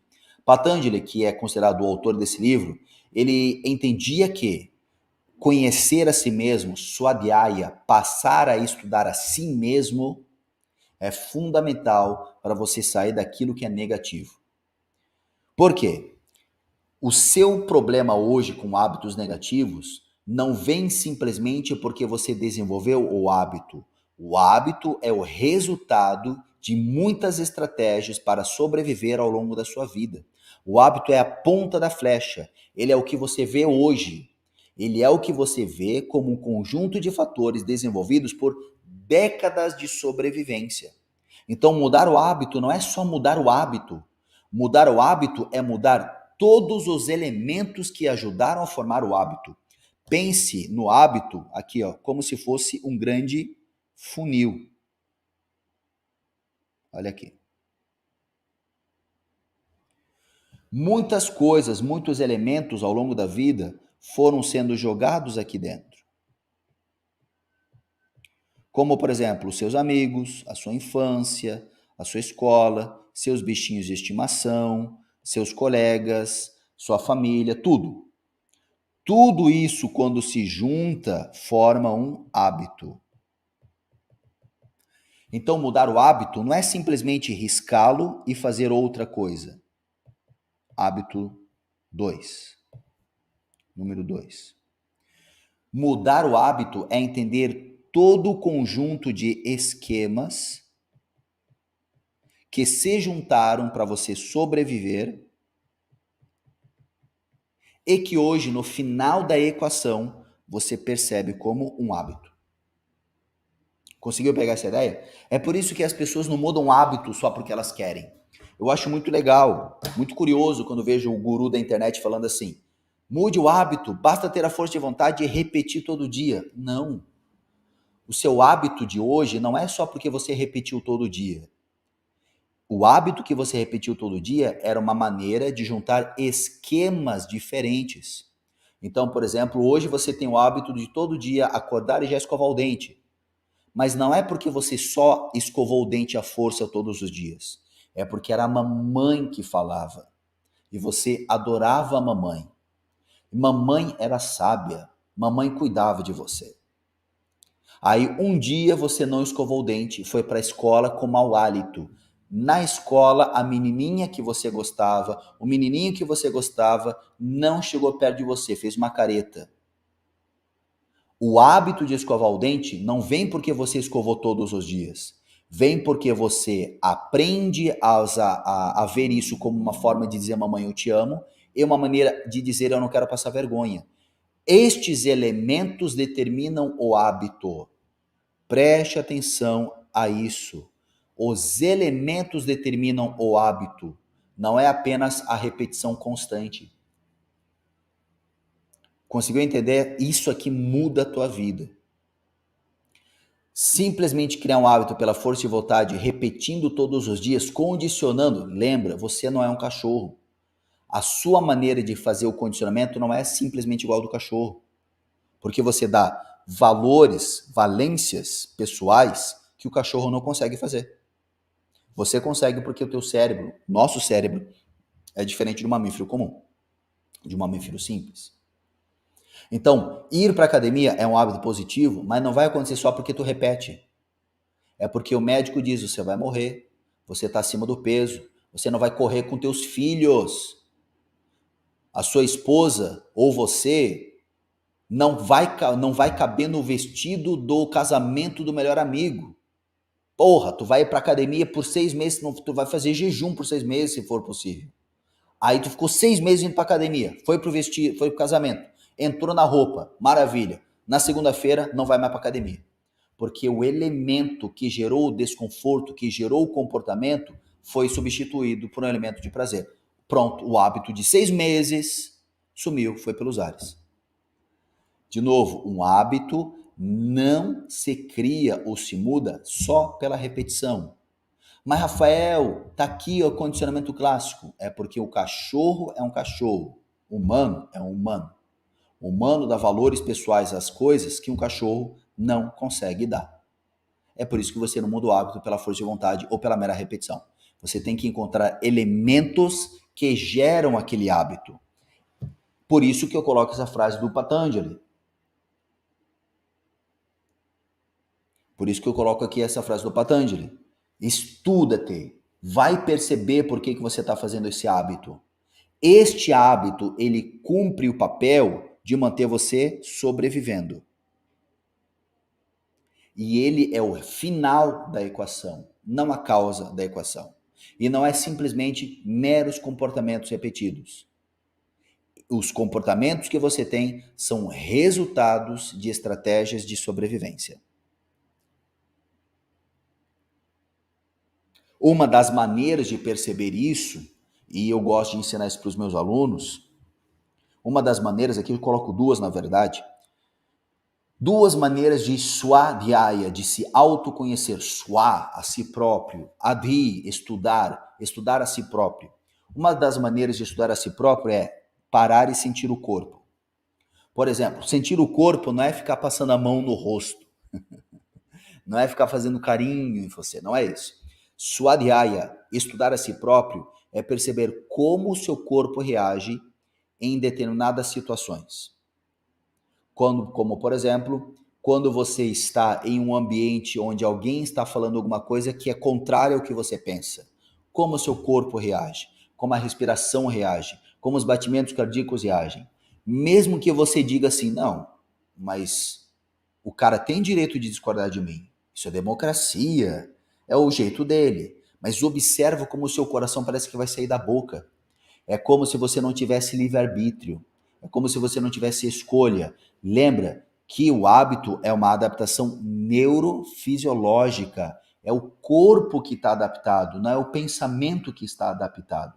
Se fosse só o pensamento, seria fácil, muda o pensamento. Mas e o corpo? Quando o corpo inteiro está adaptado àquilo? Quando até o seu intestino está reagindo a maneira como as pessoas estão falando em concordância ou discordância com o que você pensa. Como que você tem que reagir? Você só vai conseguir perceber o que gera desconforto ou conforto se você começar a perceber como o seu corpo está reagindo em determinadas situações. E isso é uma coisa difícil hoje em dia, porque a nossa cultura não é uma cultura voltada a perceber o corpo. A nossa cultura, ela é voltada a perceber o pensamento como se o pensamento fosse a causa de tudo. E não percebe que o pensamento é o parte do resultado, não a causa. Conseguiram entender até aqui? O Ademar pergunta assim, boa tarde, é o hábito que faz o monge ou o contrário? É o contrário. Não é o hábito que vai fazer o monge. Porque olha só, se o hábito fizesse o monge, todo monge que está lá meditando, fazendo oração, todos eles seriam iguais. Mas não é. Por que alguns conseguem e outros não conseguem? Por que tem padre que consegue manter o celibato e padres que não conseguem manter o celibato e saem e casam? Eu por exemplo, já é falecido, ele era bem mais velho do que eu, ele, na verdade ele era amigo do meu pai. Ele foi padre por anos, até que um dia ele conheceu uma mulher, se apaixonou, largou o sacerdócio e casou com ela. Se é o hábito de fazer o celibato, de se afastar das mulheres, se isso determinasse o comportamento, ele não teria tido essa resposta. Então é o oposto. O hábito, ele é utilizado como um processo de sobrevivência, ele é parte daquilo que você é. Mas quem vai determinar o hábito é você, não o oposto. Mas é que os gurus da internet, os gurus do Instagram ficam falando dessas coisas hoje e as pessoas acabam caindo nessa ladainha. Tem uma série que eu tô vendo agora, quem tá vendo essa série chamada Better Call Saul? Ele é uma série da Netflix que é uma continuação do Breaking Bad. Better Call Saul, que é do advogado do Breaking Bad. Quem já viu essa série? Quem já viu assistiu Breaking Bad? Escreve aqui para mim no comentário, por favor.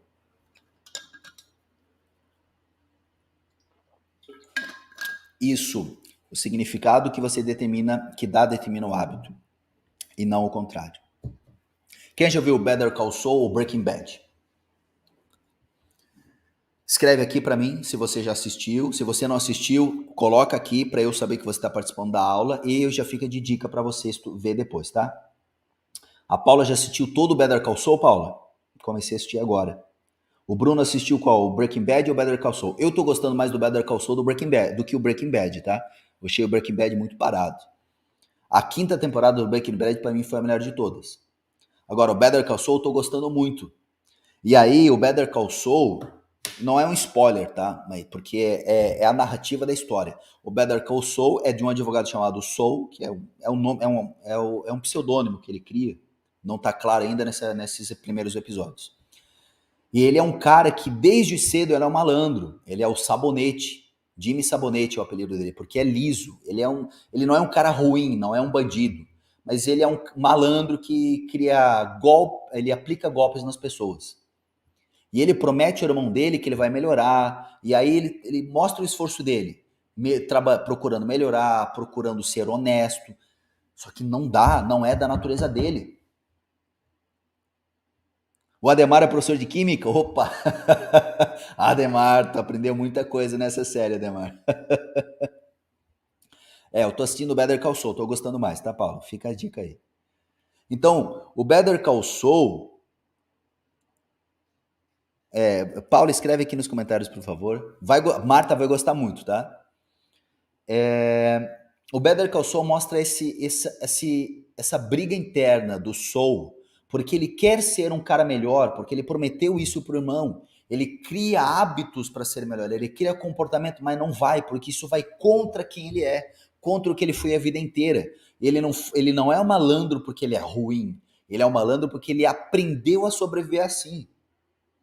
Então, quando ele quer fazer algo simplesmente porque é o certo, é o melhor, é o que todos querem, é o que o coach do Yes ensina, quando ele tenta fazer isso, ele não consegue.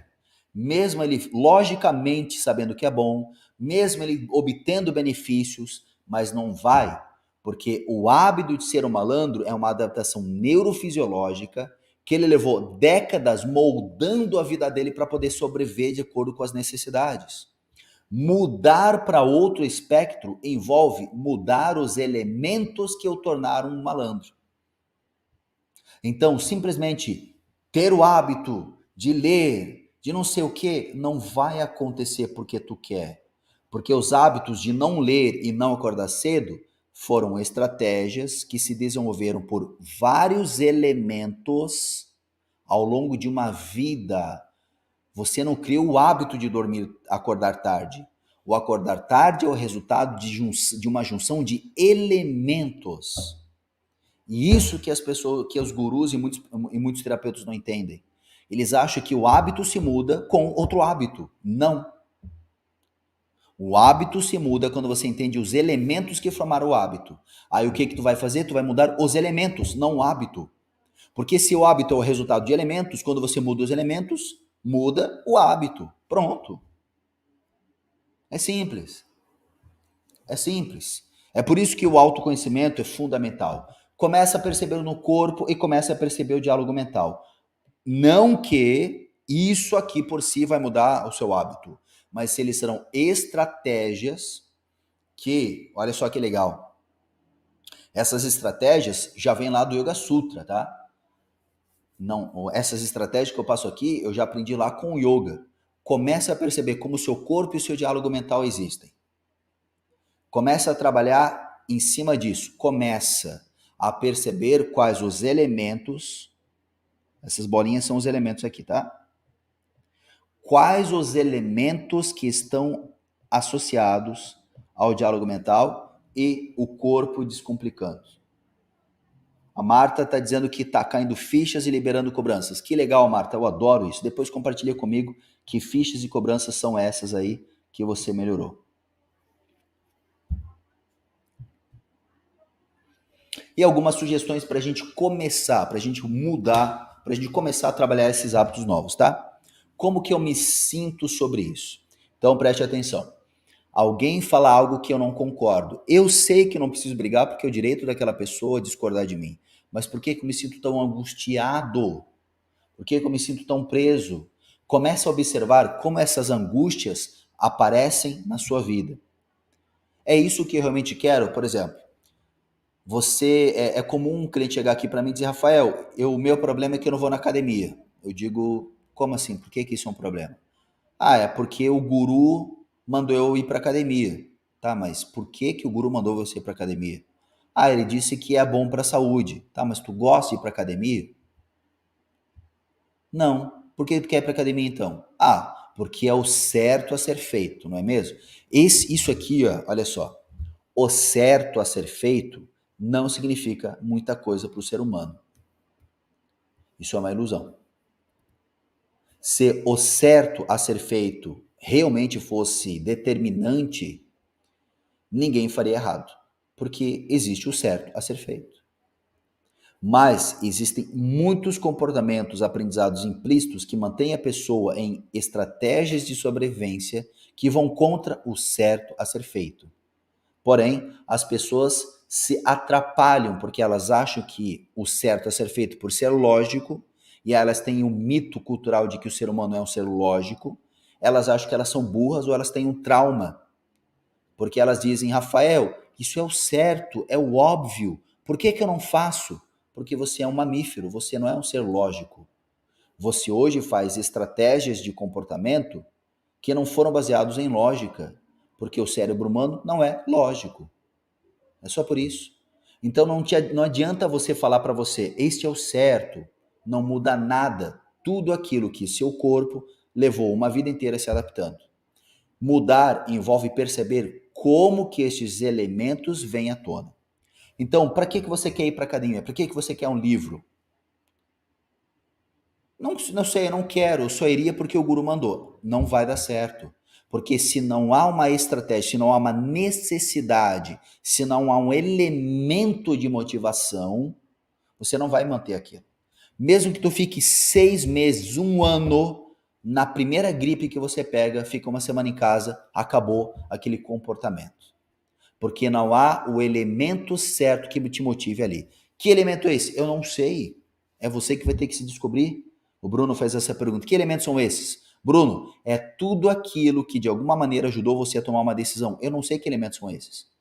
Eu não sou adivinho. É você que vai ter que parar para se observar. Sua diária, que eu coloquei no slide anterior. É isso que realmente quero fazer? Por exemplo, entrar numa dieta. Você quer entrar numa dieta porque os outros dizem ou é porque você precisa entrar nessa dieta?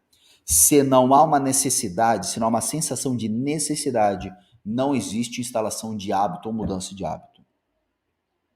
Será que você realmente quer ir para a academia ou quer emagrecer, quer entrar numa dieta? Ou você quer outra coisa, só que esta outra coisa te incomoda? Por exemplo, a pessoa ela quer ir para academia porque ela quer se sentir mais bonita porque ela tem baixa autoestima.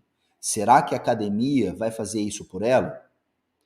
Ou será que ela vai lá para academia, botar uma legging, ela chega lá na academia e vê um monte de homens e mulheres com corpos muito bem definidos, e ela diz, eu sou uma bosta, não tenho que estar aqui. Ela volta para casa, come chocolate e fica mais triste ainda. Será que realmente você quer aquilo? Ou será que você está usando aquilo como uma justificativa para se afastar do que você realmente quer? Aí a pergunta é, mas o que eu quero? É você que vai ter que observar. Por isso que o trabalho de um terapeuta é fundamental nesses processos. Não caia na lábia dos coaches motivacionais que dizem que basta você se motivar e repetir. Você precisa averiguar o que está por trás dos comportamentos e dos condicionamentos que não são lógicos e claros. Por isso, você precisa de um profissional te orientando. Isso vai me levar aonde eu quero ir? Isso aqui é o que você tem que se questionar. Isso vai me levar aonde eu realmente quero ir? Eu quero, por exemplo, viajar mais ou, sei lá, ter um diploma melhor, uma casa melhor. Fazer essa faculdade, fazer esse negócio, realmente vai me levar lá? Ou eu simplesmente estarei me enrolando um pouco mais? E isso vai ter eu tenho uma ligação com esse resultado? Por exemplo, eu quero ter o diploma de uma faculdade. Por que eu quero ter esse diploma? Isso é algo meu, que eu quero mesmo? Ou será que eu estou fazendo simplesmente para agradar meu pai, minha mãe ou meu irmão? Observa, se não há uma real ligação de necessidade, se não há esse elemento de desejo, não há o hábito pelo mero hábito de você simplesmente ir atrás disso. Tudo bem até aqui? Essa é a grande essência que você precisa entender aqui, ó.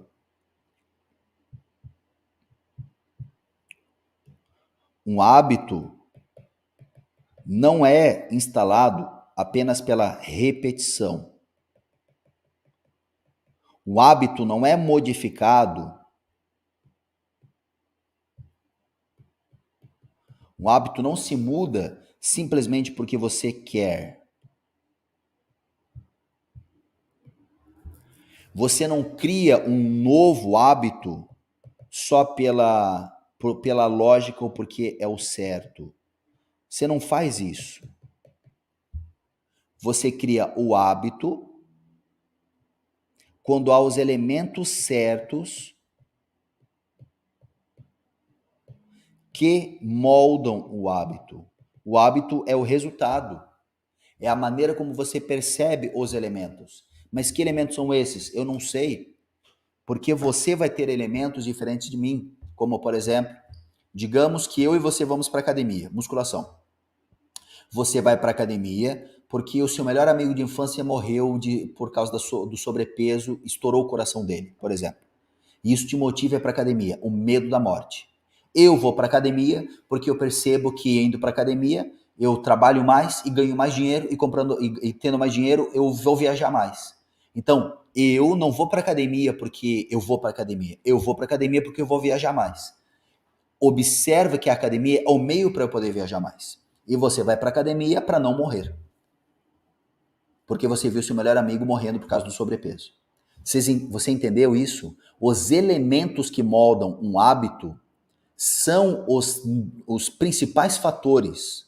Não são coisas aleatórias que você simplesmente determina. O hábito é a junção destes elementos. O hábito não vem pela mera repetição do hábito. O hábito vem como uma adaptação aos elementos que estão acontecendo porque a vida está te dando esses elementos. Quer mudar um hábito? Você precisa entender o que está por trás dele. Não é só mudar o hábito, não é só condicionamento. Isso funciona com um animal simples, mas o ser humano já é um pouco diferente. Entenderam até aqui? Deixa eu ver algumas dúvidas aqui dos colegas. A Demara disse assim: quando escuto sobre política na sala dos professores, sinto literalmente no corpo e saio do ambiente, talvez por causa da minha opinião ser diferente da maioria. Pode ser, Ademar. Pode ser. Aí é aquela coisa, a sua opinião hoje ela é existente já por uma adaptação ao ambiente que você teve. Então, o hábito de sair da sala sempre que alguém fala de política significa que está entrando em conflito maneiras de você ver, e essas maneiras estão associadas, inclusive, a pessoas importantes na sua vida. É como se essas novas pessoas estivessem em conflito com as velhas pessoas dentro de você. Entendeu isso, Edemar? O Bruno. O Bruno diz assim: já atendi uma pessoa que não aprendia inglês de forma nenhuma e estava frustrada. Eu perguntei por que ela queria aprender e ela disse, sei lá. É. Sei lá. Óbvio que não vai aprender. Pode ser que a necessidade de aprender inglês pode ser que seja uma maneira que ela encontrou para se sentir de um jeito que ela sempre se sentiu. Digamos que por muitos e muitos anos ela ouviu de todo mundo que ela é burra.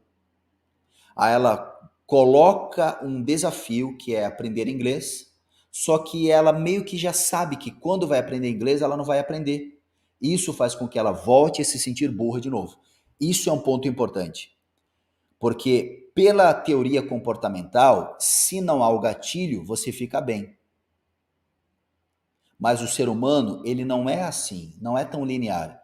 Se não há o gatilho e ele está adaptado a ter aquela experiência neurofisiológica, ele criará condições para ter aquilo de novo. É o fenômeno da autopoiese, que é o importo da biologia. Isso, Sandro, o hábito não vem pela mera repetição. O Rogério pergunta como acho os elementos. Rogério, eu estava explicando aqui agora, através da introspecção, através do diálogo interno, através de perceber o seu corpo e principalmente através do auxílio de um profissional, de um terapeuta, para ajudar você a perceber o que está na base, na raiz do comportamento. Isso, Sandro, perfeito. O Rogério perguntou dos elementos, eu respondi. O Rogério pergunta, minha personalidade neuroticista influencia nos elementos dos meus hábitos? Não, os elementos influenciam na sua personalidade neuroticista, é o oposto. É claro que depois de um tempo, a sua personalidade influencia nos elementos e vira um sistema autopoético, um sistema que se retroalimenta, tá? É como você cair, machucar a coluna, daí tu começa a andar torto, e quanto mais tu anda torto, mais dói o pescoço, que não tem nada a ver com a lombar. Quanto mais dói o pescoço, menos tu quer mexer o pescoço. Quanto menos tu mexe o pescoço, mantendo ele parado, mais reforça a dor inicial que gerou aquele comportamento. Você entendeu? Então aqui é um processo de retroalimentação. Entendeu até aqui? E o gatilho ele pode ser a motivação. Pode ser a motivação, sim, Marta. Ok? Lembrando, esta aula ela faz parte de de uma grande série de neurociência do aprendizado. A neurociência do aprendizado, ou a neurociência da aprendizagem, ela está profundamente ligada à abordagem da terapia de reintegração implícita. Então, para você entender mais sobre como aprender melhor, como desenvolver novos hábitos, como melhorar a sua performance no dia a dia, o Portal Catarse tem uma sequência de aulas que vai ajudar você a entender isso. Para participar dessas aulas é simples. Aqui na descrição desse vídeo do YouTube tem um link para o Portal Catarse.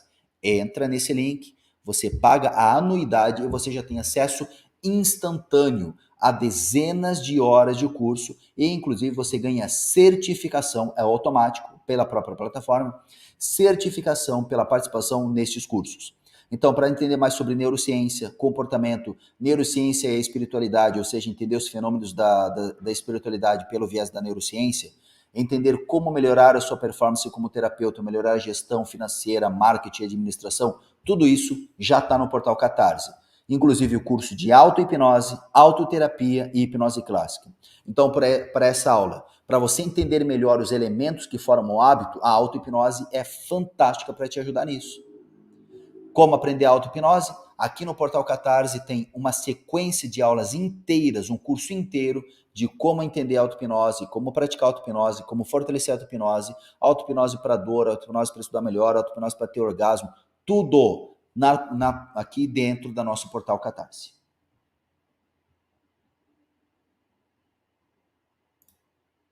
Oi, Jennifer. Professor, tuas aulas são sempre incríveis, mas essa superou. Obrigado, Jennifer, obrigado. Hoje à noite, Jennifer, vai ter uma aula também sobre meditação.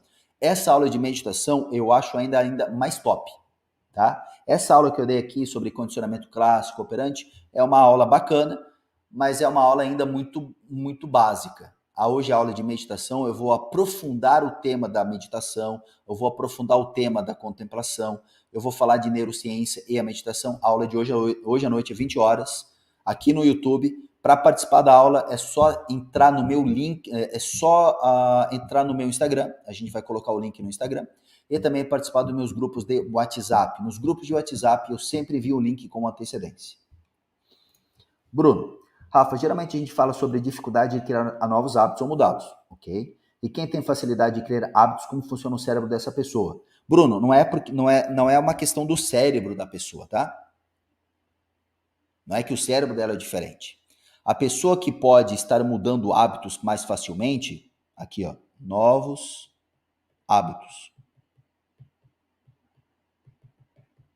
É porque os elementos que ela tem, que ela recebeu ao longo da vida, que elementos são esses? São os elementos que vêm ali do aprendizado associativo, aprendizado não associativo, que eu falei ali da sensibilização, da habituação, são as experiências da vida da pessoa. As experiências da vida da pessoa que ajudaram ou permitem que essa pessoa crie novos hábitos sem tanto conflito.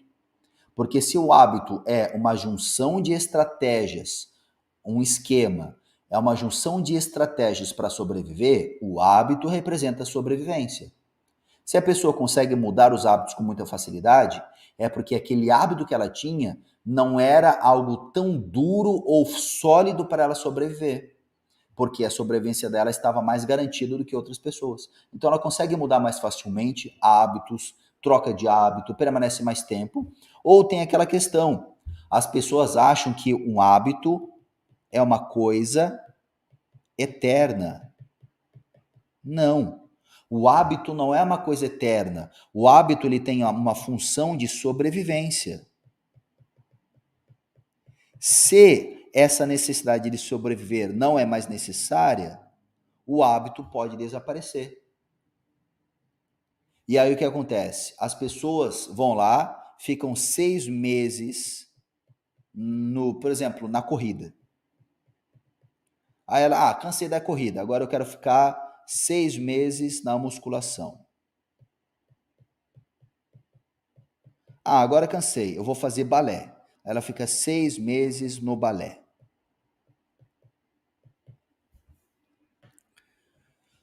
A nossa cultura é uma cultura que acredita que vida boa é aquela vida que não muda. Então ela tem o início e esse início é perpetuado até a morte.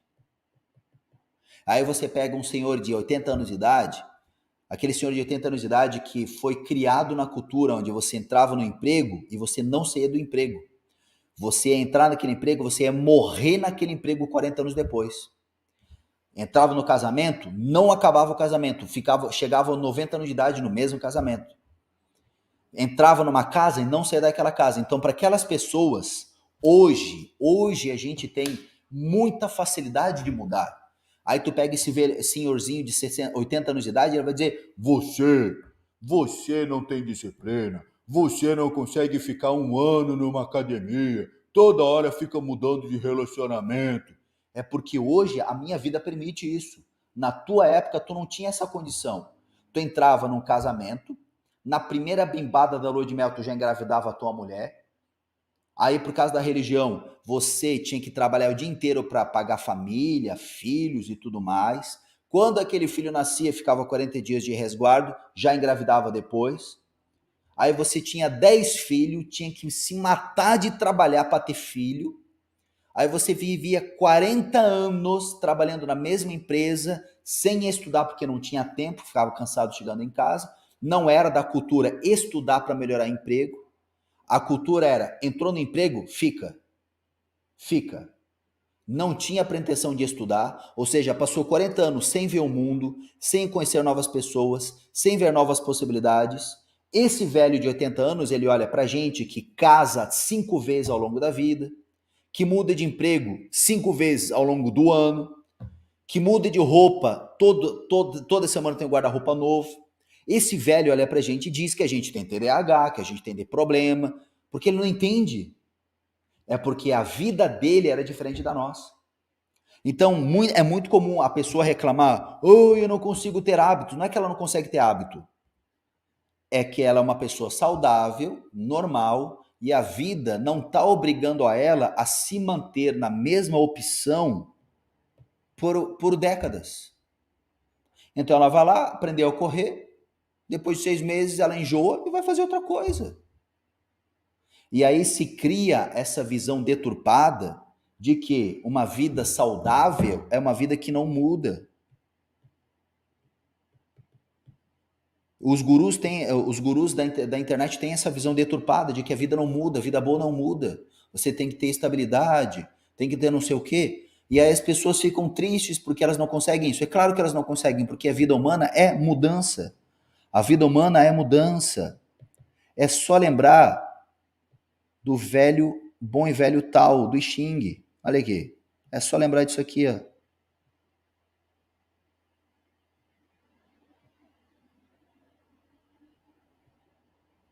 Do bom e velho Tao do I Ching. A vida é impermanência. Só que a cultura dos mais velhos, que era uma cultura diferente da nossa, faz as pessoas acreditarem que se elas não estão há 10 anos no mesmo trabalho, elas são inúteis. Que se elas não estão há 50 anos na mesma casa, elas são inúteis. Que se elas não estão há 50 anos no mesmo casamento, elas são inúteis. Porque elas estão utilizando o paradigma delas. Então tem gente que muda o hábito, não é porque ela tem facilidade, é porque é do ser humano mudar. Mas a cultura anterior diz que aquilo é ruim, aí ela fica se culpando. Conseguiram entender essa ideia? Sim, Marta, daí a aula da meditação vai ficar no Catarse, tá? Ana Lúcia, excelente aula, Rafael, você é o professor que mais me motiva a estudar. Que legal, fico muito feliz em ouvir isso, Ana. Grande Maurício. Tranquilos até aqui? Então, vamos tirar uma foto, tira uma foto bacana. Entendeu, Bruno? Entendeu? Tira uma foto bacana, me marca lá no Instagram, faz um stories, faz um post, anota o que você aprendeu. A aula já vai ficar no Catarse daqui a pouco, tá? Com o slide da aula já está no Catarse, para quem é membro do Catarse. Quem não é membro, corre, se inscreve agora, aproveita isso. Tem tanta aula, tem dezenas de horas de aula lá dentro sobre neurociência, auto-hipnose, hipnose clássica, gestão de negócios, muito conteúdo bacana lá dentro. Entra agora e você vai aprender muito, vai mudar a sua vida aí, tá bom? Conteúdos e livros, e-books, tá tudo, tem um monte de material gratuito lá dentro do portal Catarse para você aprender comigo. Agradeço a sua presença, espero vê-lo hoje à noite na aula de meditação. Você que está no portal Catarse, procura a aula já de meditação e hipnose para você entender um pouquinho, porque é um assunto comum, as pessoas perguntam se meditação e hipnose são a mesma coisa e você precisa ter embasamento para não errar nessa resposta. E esse embasamento vai estar te dando na aula de hoje. Muito obrigado pelo carinho, vejo você em breve, a gente se vê daqui a pouco, ou inclusive aqui na formação também, em terapia de reintegração. Esse curso, uma formação qualquer que você vai lá, yes. É realmente transformador. Então eu estou fazendo parte de uma... Que eu estou saindo para uma grande missão, não apenas uma missão de vida, uma missão profissional, mas uma missão onde que eu tenho ferramentas suficientes para poder ajudar as pessoas a se libertarem, ajudar as pessoas a se encontrar também, mas ter uma vida muito mais alegre, feliz.